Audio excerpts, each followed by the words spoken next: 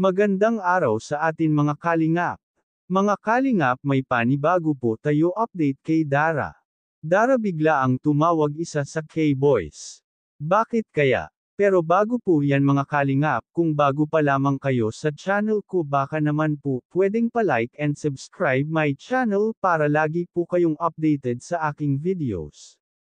At kung pwede sana patapusin muna natin ang video na ito para alam natin ang nilalaman nito at huwag din po natin kalimutan mga kalingap na pakisuportahan ang ama ng kalingap na si Val Santos Matubang at Kalingap Rab Matubang pati na rin ang viewers na laging sumusuporta sa aking channel at reactioners. Maraming salamat po.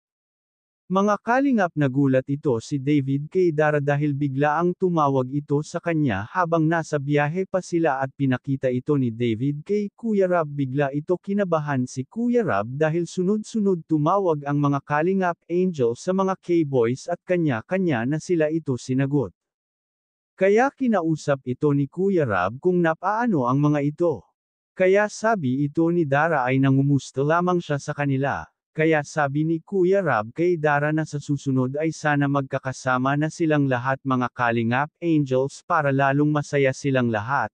Sinabihan din ito ng K-Boys na pwede naman sila mamasyal na magkakasama kahit wala sila Kuya Rab basta lamang lagi sila mag-ingat at huwag magpagabi sa labas. Kalingap, hanggang dito na lamang po ang update natin kay Dara at Bea.